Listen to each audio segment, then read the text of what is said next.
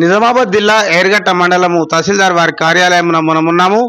మరి మొన్న ఇక్కడ ఈ తహసీల్దార్ పరిధిలో ఉన్నటువంటి బట్టాపూర్ గ్రామంలో 50 ట్రిప్పుల ఇసుక అక్రమాను మరి దాన్ని నిరోధించే క్రమంలో తహసీల్దార్ వారు హుటాహుటిన వారు వెళ్ళి దానికి సంబంధించినటువంటి తగు చర్యలు గైకొన్నారు. అలాగే మరి అటువంటి ఇసుకను ప్రభుత్వ పరమైనటువంటి ఆ యొక్క ఆస్తిని ప్రభుత్వానికే జప్తు చేసే క్రమంలో ప్రభుత్వానికే చెందే విధంగా మరి దానికి వేలంపాట కూడా నిర్వహించారు.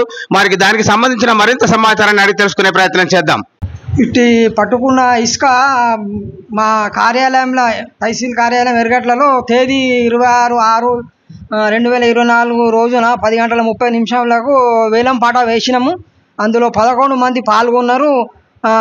50 ట్రాక్టర్ల ఇసుక గురించి ఎక్కువ పాట పాడిన వారు శ్రీ బాలే శ్రీనివాస్ సన్న గంగారాం బట్టాపూర్ అనే 1,07,000కు వేలం పాటలా ఎక్కువ పాట పాడితే ఆయనకు మేము ఇసుక అప్పచెప్పి ఉత్తర్వులు జారీ చేసినాం.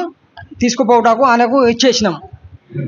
ఏమైనా ఉంటే తగు చర్య తీసుకుంటాం. ఇట్లా ఏమైనా అక్రమ ఇసుక రవాణా జరగకుండా అన్నీ మొత్తం పగడ్బందీగా విఆర్ఏలకు అక్కడ పెట్టి అవన్నీ కాపలా ఉంచినాము.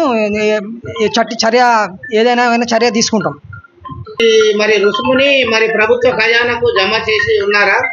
ఇటు వాల్టా చట్టం కింద అది వాల్టా ఖాతాలో ఇది 1,07,000 జమ చేసినాము. గవర్నమెంట్లో ప్రభుత్వంలో జమ చేసేసినాం.